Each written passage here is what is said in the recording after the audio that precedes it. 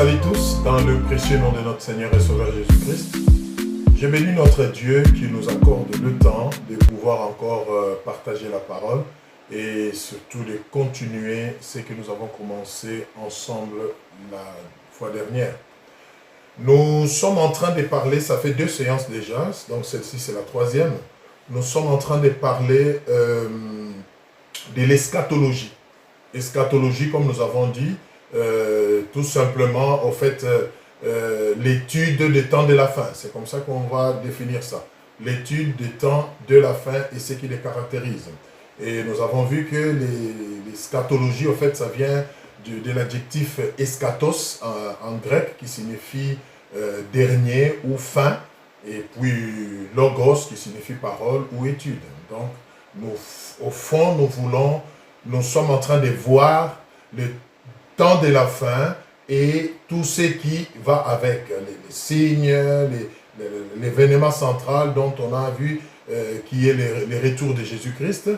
Alors, nous avons commencé à voir ce qui caractérise justement le retour de Christ. Nous avons vu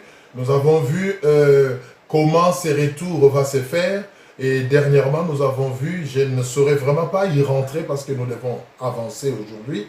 Donc, je vais inviter ceux-là qui suivent la 3e partie d'aujourd'hui d'essayer de voir s'ils ont le temps de pouvoir jeter un coup d'œil sur la première et la 2e partie qui ont précédé pour se faire une idée. Mais sinon, nous avons donc commencé à voir l'élément central de l'eschatologie, c'est-à-dire le retour de Christ. Et nous avons vu comment ce retour va se faire. Nous avons vu quels sont les signes qui vont annoncer ce retour. Et nous avons vu dernièrement aussi, comment dirais-je, pourquoi Jésus-Christ doit-il rentrer, n'est-ce pas? Et nous avons vu comment est-ce que nous devons l'attendre, comment est-ce que nous devons vivre cette attente, dans quelle attitude, dans quelle qualité de vie. Et voilà, tout ça, nous avons vu par la grâce de Dieu. Alors, aujourd'hui, nous voulons voir autre chose, toujours dans le cadre du retour du Christ. Nous voulons voir maintenant, aujourd'hui, comment s'effectuera le retour de Christ. De manière pratique, de manière concrète, comment est-ce que ce retour va se passer? N'est-ce pas? Et là, nous disons d'ores et déjà que le retour de Christ va se faire en 2 phases. Il y aura une première phase qui se passera dans les airs, n'est-ce pas? Et une 2e phase qui se passera sur la terre. Donc, dans la première phase, bien-aimés, Jésus-Christ ne posera pas ses pieds sur la terre. Il s'arrêtera dans les airs et ce sont ses élus, ce sont ceux qui auront vécu pour lui, qui vont être enlevés pour aller à sa rencontre. Nous allons voir tout ça vraiment dans les détails. Mais retenons que le retour de Christ va se faire dans 2 phases. Alors, la première phase sera caractérisée par quoi? Comment ça va se passer? Nous venons déjà de le dire, ça sera dans les airs. Donc, pendant la première phase, Jésus-Christ apparaîtra. Jésus-Christ paraîtra et tout œil le verra. Quand la parole de Dieu dit tout œil, c'est-à-dire même ceux qui n'ont pas cru en lui, ils verront le retour de Christ dans les airs. Ici, je tiens à préciser une chose. Ce n'est pas tout œil ou toute personne qui sera enlevée pour aller à sa rencontre, mais du moins tout œil le verra. La parole de Dieu nous le dit. Ça, c'est la première chose qui va se passer lors de la première phase. Nous allons voir ça rapidement dans la parole de Dieu. Colossiens 3, verset 4. Colossiens 3, verset 4. Alors, nous allons lire.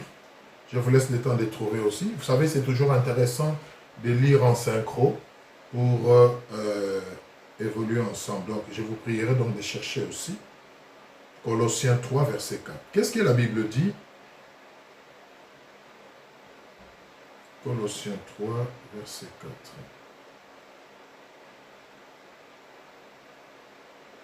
J'espère que vous avez trouvé. La Bible dit ceci.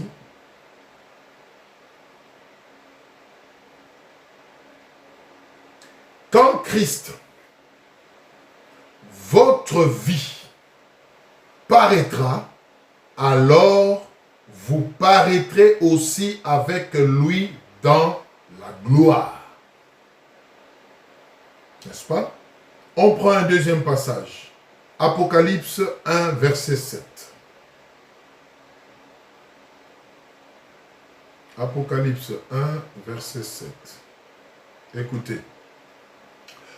Voici, il vient avec les nuées, et tout œil le verra, même ceux qui l'ont percé, et toutes les tribus de la terre se lamenteront à cause de lui. Oui, amen. Ça, c'est la première phase de retour de Christ qui se fera dans les airs, la Bible dit. Et ce qui va caractériser cette première phase dans les airs, c'est que tout œil, quand il paraîtra, tout œil le verra. Deuxième chose, nous serons changés. Alléluia. Nous serons changés. Ça, nous voyons dans 1 Corinthiens 15. 1 Corinthiens 15, du 51e verset au 53e. 1 Corinthiens 15. Bien aimé, c'est beau, hein, que le Seigneur nous aide vraiment à visualiser ces choses et que cela nous motive dans notre foi. 1 Corinthiens 15, je vous laisse trouver, 51e verset au 53e. Écoutez ce que la Bible dit. Voici, je vous dis un mystère. Nous ne mourrons pas tous. Alléluia. Mais tous nous serons changés. En un instant, en un clin d'œil, à la dernière trompette, la trompette sonnera et les morts ressusciteront incorruptibles. Et nous serons changés. Vous voyez? Car il faut que ce corps corruptible revête l'incorruptibilité et que ces corps mortels revêtent l'immortalité. Ceux qui ont suivi la deuxième séance où nous avons parlé des raisons pour lesquelles Christ devait revenir, nous avons vu que parmi ces raisons, il y avait aussi le fait qu'il devait revenir pour nous donner, pour donner à son épouse, donner à l'Église, à ses élus, un corps incorruptible, c'est-à-dire un corps qui ne connaîtra plus jamais la mort.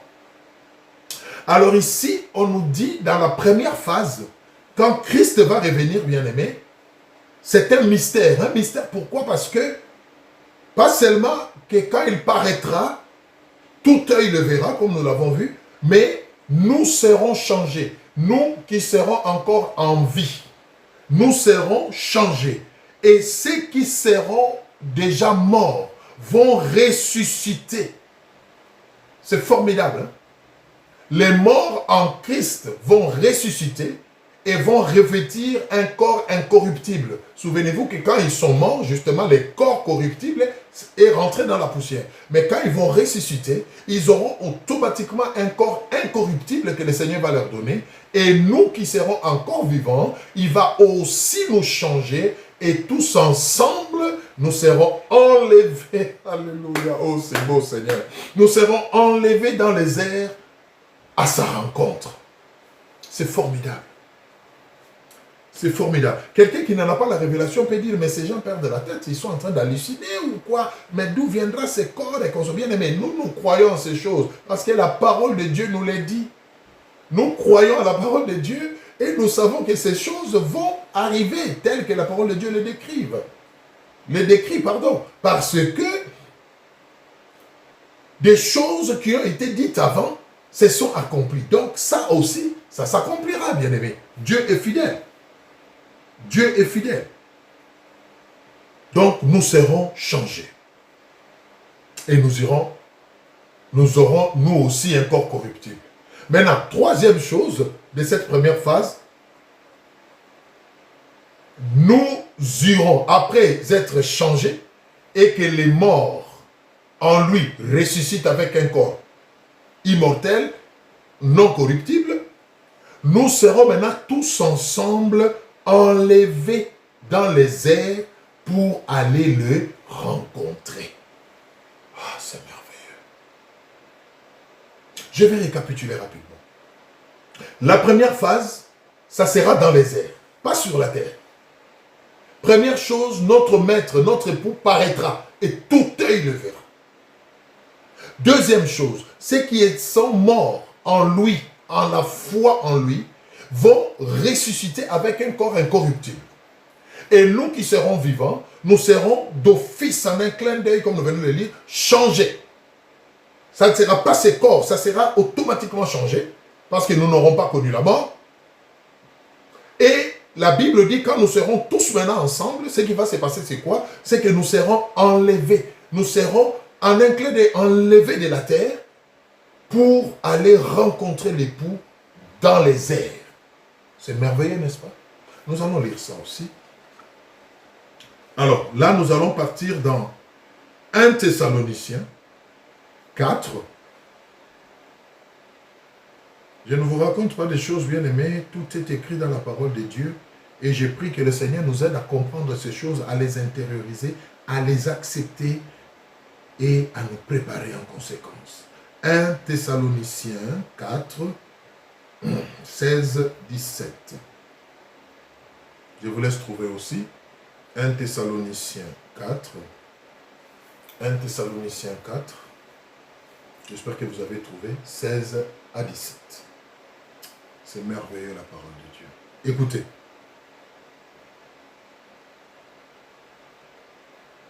« 1 Thessaloniciens 4, 16 à 17. Nous lisons. « Car le Seigneur lui-même a un signal donné à la voix d'un archange et au son de la trompette. » Oui. Car le Seigneur lui-même, première chose, a un signal donné à la voix d'un archange et au son de la trompette de Dieu, descendra du ciel et les morts en Christ ressusciteront premièrement. Souvenez-vous, nous avons vu dans l'introduction, n'est-ce pas, le retour de Christ. Après sa résurrection, il a été enlevé dans les airs. Et 2 hommes vêtus de blanc ont dit aux disciples, de la même manière que vous le voyez partir là, il reviendra. Et on vient de nous dire ici dans 1 Thessaloniciens 4, 16 à 17, au son de la trompette de Dieu, qu'est-ce qui va se passer? Le Seigneur descendra du ciel. Mais il ne viendra pas sur la terre, il va s'arrêter, il va se suspendre dans les airs. J'essaie de visualiser ça, je m'imagine comment ça va être, bien aimé. Donc, il descendra du ciel au son de la trompette et se suspendra dans les airs. Et la Bible dit, qu'est-ce qui va se passer en premier? Les morts en Christ ressusciteront premièrement. Ça rejoint un peu ce que nous venons de lire dans 1 Corinthiens 15. Première chose, les morts en Christ. Et ici, j'insiste, la parole est claire. Ce n'est pas tous les morts qui vont ressusciter. Parce que ce n'est pas tout le monde qui va vivre l'enlèvement. Les morts en Christ. C'est-à-dire tous ceux qui auront cru en Jésus comme Seigneur et Sauveur. C'est eux-là, ceux-là, pardon, c'est ceux-là qui vont être ressuscités avec un corps incorruptible, comme nous avons dit dans 1 Corinthiens 15. Écoutez la suite, verset 17. Ensuite, nous les vivants, c'est-à-dire nous qui serons déjà, nous serons encore en vie, nous qui serons restés, nous serons tous ensemble enlevés avec eux sur des nuées. Alléluia. C'est beau, n'est-ce pas? À la rencontre du Seigneur dans les airs. Et ainsi, nous serons toujours avec le Seigneur. Bien-aimé, l'enlèvement, ce n'est pas une légende. C'est quelque chose qui va se passer. Si Jésus a promis de mourir et de ressusciter le 3e jour, et que cela s'est accompli, donc, de la même manière, la promesse de revenir nous chercher s'accomplira, bien-aimé. Faites un effort avec l'aide du Saint-Esprit de faire partie du nombre de ceux-là qui seront enlevés. Vivants ou morts, soyez en Christ, bien-aimés.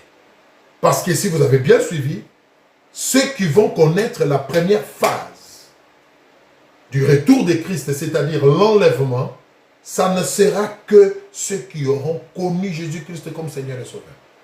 Morts ou vivants, tous changés, transformés en un clin d'œil, ensemble, enlevés. Alléluia. À la rencontre du Maître dans les airs. Et à partir de ce moment-là, la Bible dit ça, j'aime. Et ainsi, nous serons toujours avec le Seigneur. Donc, à partir de ce moment-là, bien-aimés, nous ne nous séparerons plus du Seigneur. Nous serons toujours avec lui. Comme nous allons voir dans la deuxième phase, quand il viendra maintenant sur la terre, il viendra avec nous. Tout ce qu'il va faire pendant, il sera avec nous. Et c'est formidable. Troisième chose, son retour sera visible avec éclat, puissance, soudainement, sans s'annoncer. Il viendra comme un voleur. Le monde sera surpris. Bien aimé, donc tout ce que nous venons de décrire ici par rapport à la première phase de son retour dans les airs se passera en un clin d'œil. Ne me demandez pas comment un clin d'œil au fait, c'est ça. Comment tout ce que tu viens de dire va se passer, je ne le sais pas. Mais je le crois. Parce qu'il est écrit. Et je sais que ça se passera comme ça. La Bible dit en un clin d'œil, les morts en Christ ressusciteront, changés avec un corps incorruptible. Nous qui serons vivants, changés avec un corps incorruptible. Tous ensemble, nous allons monter dans les airs et les rencontrer. Bien aimé, c'est formidable. Maintenant, ce qui est intéressant, on dit que ce retour sera visible avec éclat, puissance, soudainement, sans s'annoncer. Le monde sera surpris. Comme du temps de Noé, la pluie a commencé. Les gens continuaient à manger, à vivre, à se faire ce qu'ils voulaient. Mais quand ça a pris 40 jours et que ça commençait à engloutir toutes choses, les gens étaient surpris. Ça sera pareil, bien-aimé. Lisons Matthieu 24. Merci Seigneur. Matthieu 24, 37 à 47, à 44. Matthieu 24, 37. Matthieu 24, 37 à 44. Écoutez. Ce qui arriva du temps de Noé arrivera de même à l'avènement du Fils de l'homme. Car, dans les jours qui précédèrent le déluge, les hommes mangeaient et buvaient, se mariaient et mariaient leurs enfants, jusqu'au jour où Noé entra dans l'arche. Et ils ne se doutèrent de rien.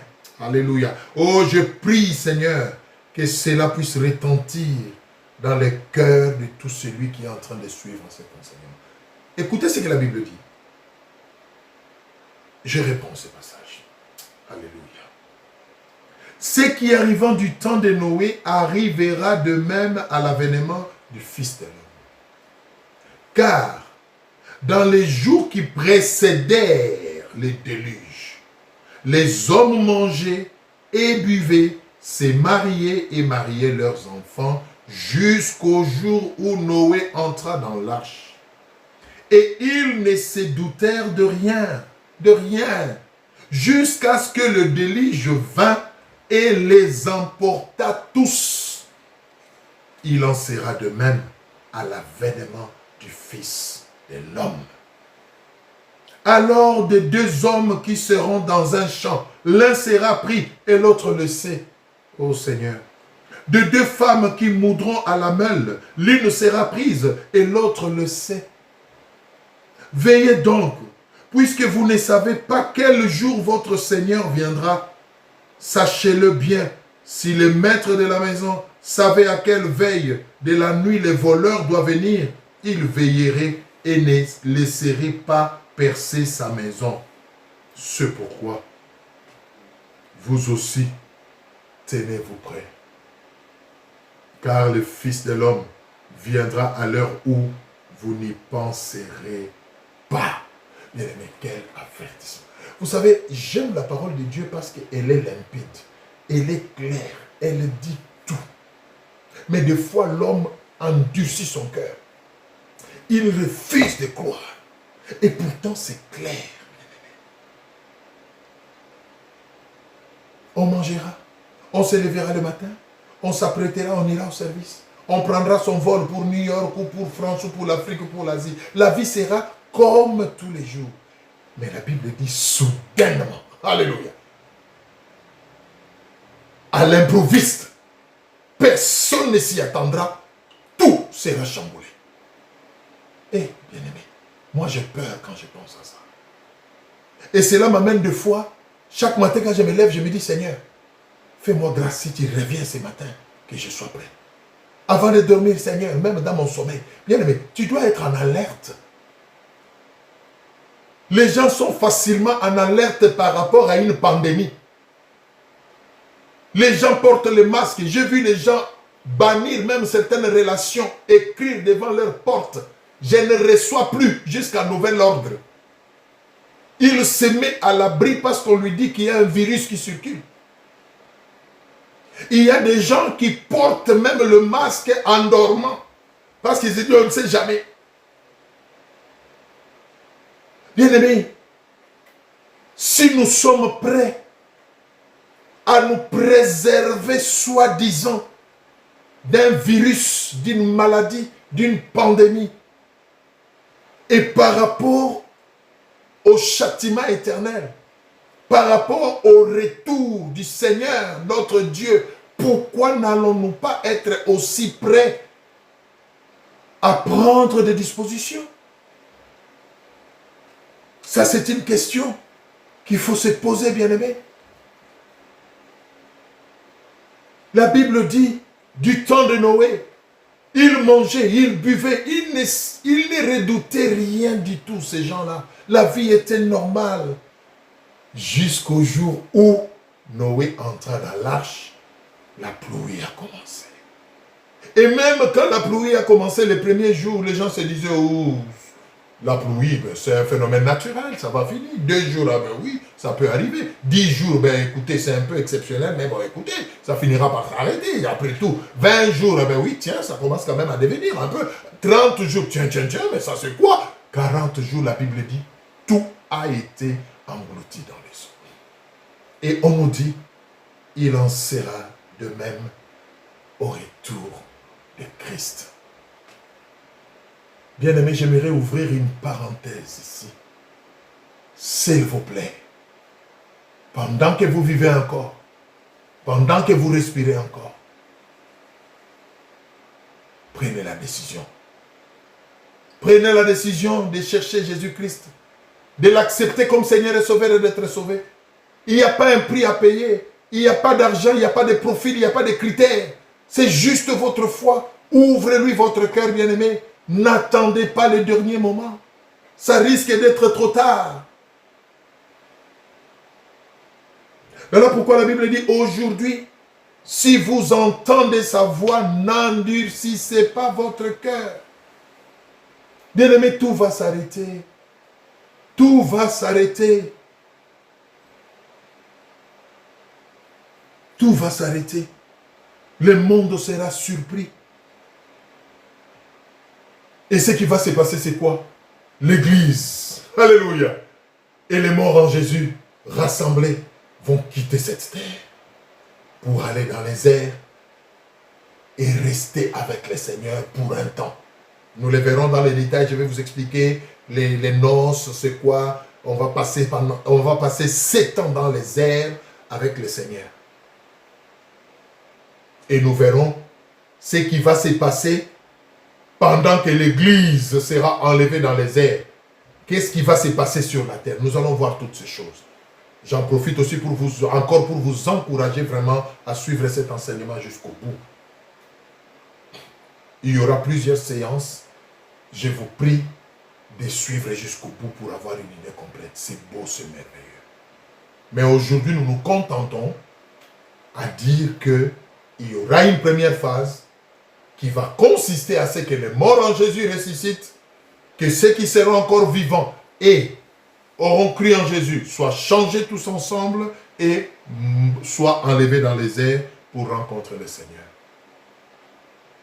Vous vous posez certainement la question, les morts en Christ et ceux qui seront en Christ vont être changés, Et alors, qu'a-t-il à devenir aux autres? Nous le verrons plus tard. Mais je vous préviens déjà, ça ne sera pas intéressant. Ce qui va arriver à ceux qui vont rester, vous n'allez pas aimer. Nous allons le voir dans la parole, comment ça va être écrit. Je vous dis, bien aimé, ça vaut la peine d'être enlevé. Faites un effort avec l'aide du Saint-Esprit. Ne restez pas. Parce que nous allons voir ceux qui vont rester, ceux qui vont subir, ce qui va se passer sur la terre quand l'Église sera enlevée. Oh, bien-aimé, ça ne sera pas beau, ça ne sera pas bien. Alors, ça c'est la première phase du retour du Seigneur dans les airs. Comme je vous ai dit, entre la première phase et la deuxième phase, beaucoup de choses vont se passer et c'est ce que nous allons voir prochainement. Mais nous voulons aussi rapidement, de manière lapidaire, parler de la deuxième phase. Comment va se dérouler la deuxième phase? La deuxième phase du retour du Seigneur, bien-aimé, ne sera pas dans les airs comme la première, mais ça sera sur la terre. Ça sera physique. Le Seigneur Jésus-Christ, alléluia, ensemble avec l'Église, son épouse qu'il aura enlevée, avec laquelle il va passer 7 ans dans les airs, descendra cette fois-là sur la terre. La Bible dit, nous allons le lire, il posera ses pieds sur le mont des Oliviers. Il descendra physiquement sur la terre avec tous ses élus et il passera un moment sur cette terre. Nous allons aussi le découvrir, les millénaires et autres, avec ses élus sur cette terre. Et ça sera la deuxième phase. Donc la Bible dit, l'Éternel paraîtra sur la montagne des Oliviers. Nous allons lire ça. Alors, prenons la Bible rapidement. Zacharie 14, versets 1 à 5. Zacharie 14, versets 1 à 5. La deuxième phase du retour de Christ sera sur la terre. Comment ça va se passer? Nous allons le voir. Zacharie 14, versets 1 à 5. Zacharie 14, 1 à 5. Je vous laisse trouver aussi. C'est toujours intéressant, vous savez, de lire au même moment. Ça fait du bien. Ne soyez pas de ceux-là qui écrivent. Je vais lire après, mais qui ne lisent jamais. Et qui remplissent leur Bible avec des bouts de papier. Depuis 2018, il y a des papiers. La Bible a gonflé comme ça, là. Plein de papiers dedans. On ne sait même plus fermer la Bible. Mais il n'a jamais rien lu. Il faut en profiter. Pendant ce temps, on lit ensemble, on communie ensemble. Donc, Zacharie 14. Zacharie 14. Nous lisons du premier verset au 5e. Écoutez ce que la Bible dit. Zacharie 14, du premier verset au 5e. Voici les jours de l'Éternel arrivent. Et tes dépouilles seront partagées au milieu de toi. Je rassemblerai toutes les nations pour qu'elles attaquent Jérusalem. La ville sera prise, les maisons seront pillées et les femmes violées. La moitié de la ville ira en captivité, mais le reste du peuple ne sera pas exterminé de la ville. L'Éternel paraîtra, si vous avez bien compris, du premier verset Deuxième, c'est une prophétie qui a été accomplie en son temps. Et à partir du troisième, ça s'accomplira au retour du Seigneur. L'Éternel paraîtra et il combattra ces nations. Alléluia. Ces nations qui auront assujetti son peuple Israël. Ici, Israël physique et Israël spirituel. C'est-à-dire les nations qui auront cru en Jésus et qui auront été greffées sur la promesse de Dieu sur Israël. Donc nous sommes tous Israël spirituel. L'Éternel paraîtra et il combattra ces nations comme il combat au jour de la bataille. Alléluia. Ses pieds se poseront en ces jours sur la montagne des Oliviers, qui est vis-à-vis de Jérusalem, du côté de l'Orient. La montagne des Oliviers se fendra par le milieu, à l'Orient et à l'Occident, et il se formera une très grande vallée.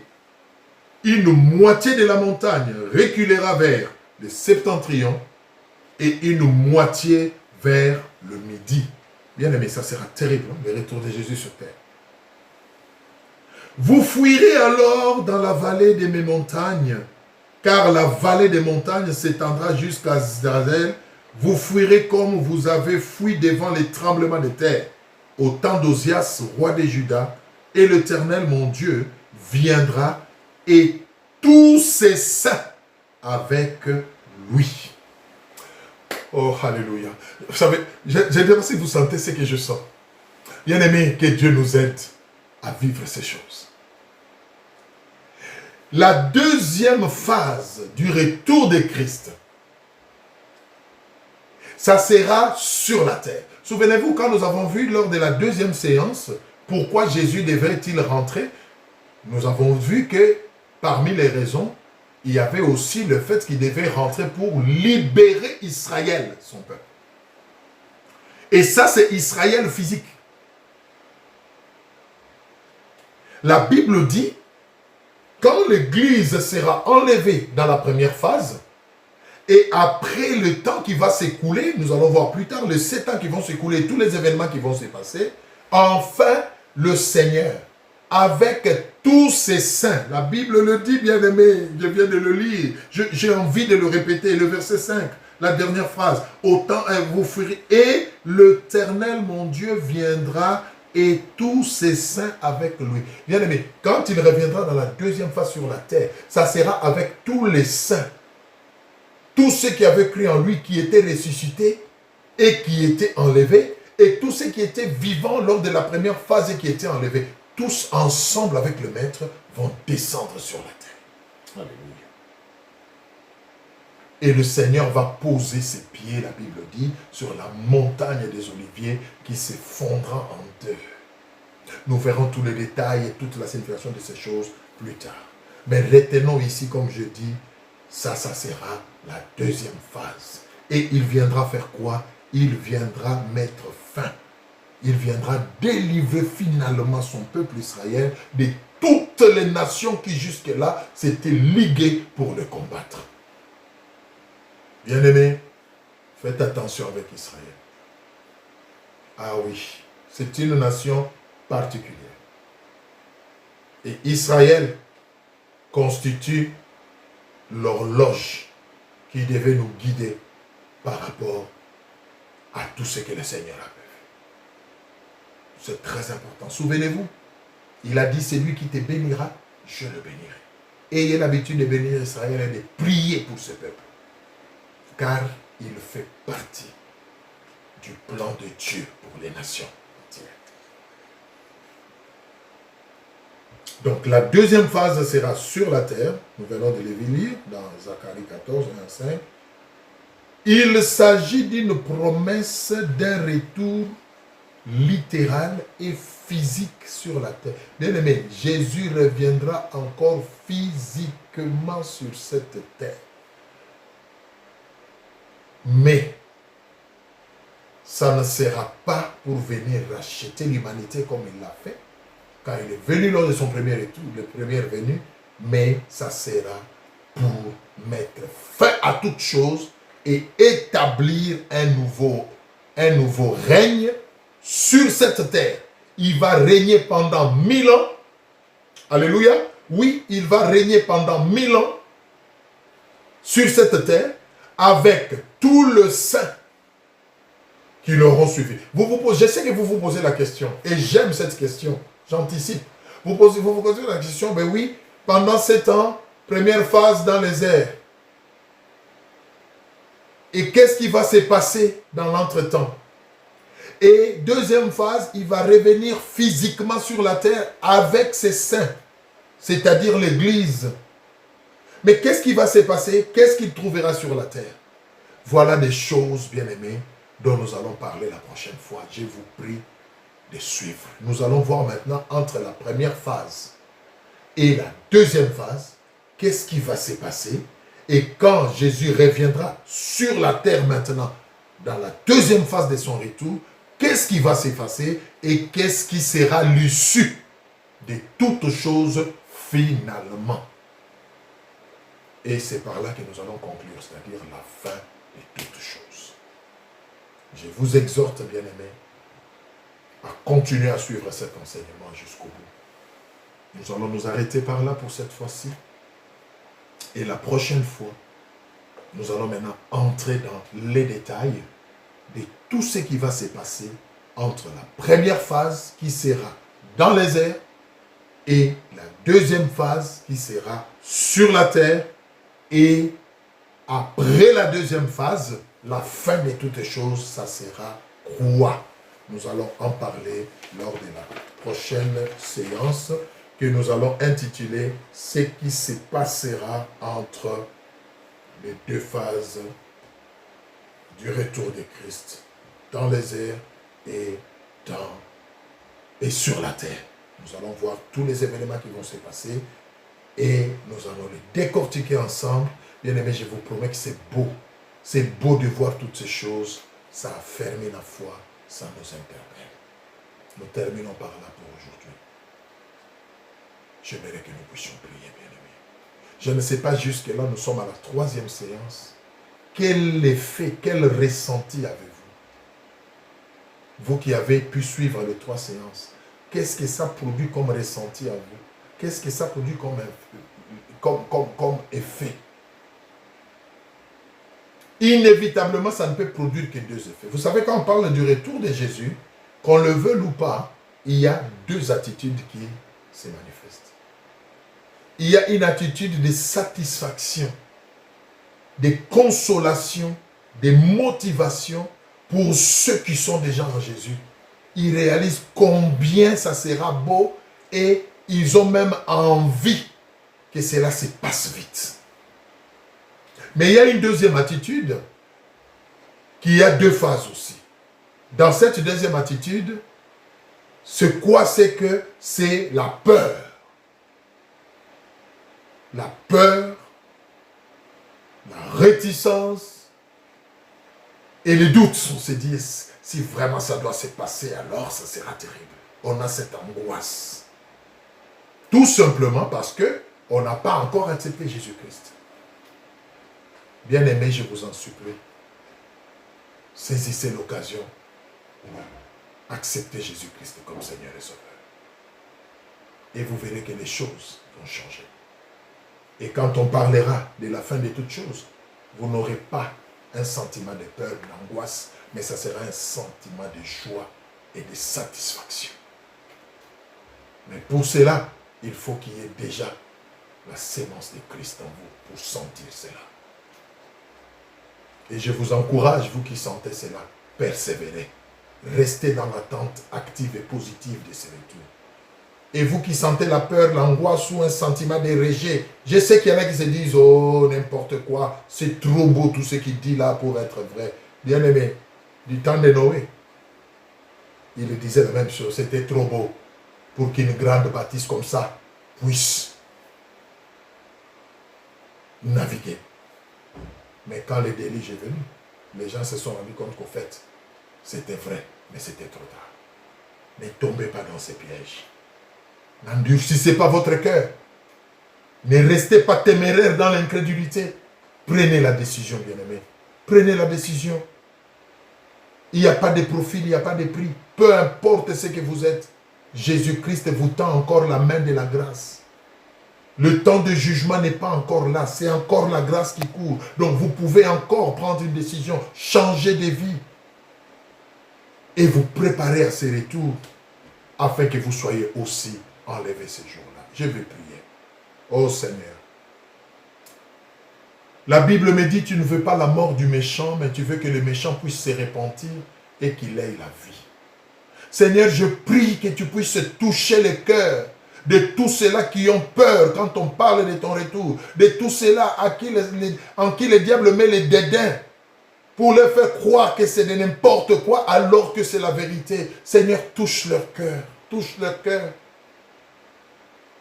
Amène-le, Seigneur, à t'accepter comme Seigneur et Sauveur, à être sauvé ces jours-là. Et à tous ceux-là qui sont déjà sauvés, préserve la foi jusqu'au bout. Garde-le, Seigneur. Tu as dit à Pierre, tu es Pierre, et sur cette pierre, je bâtirai mon église, et les séjours des morts ne prévaudront point contre elle. Ô Seigneur, soutiens l'église. Soutiens ton peuple. Soutiens tes serviteurs jusqu'au bout.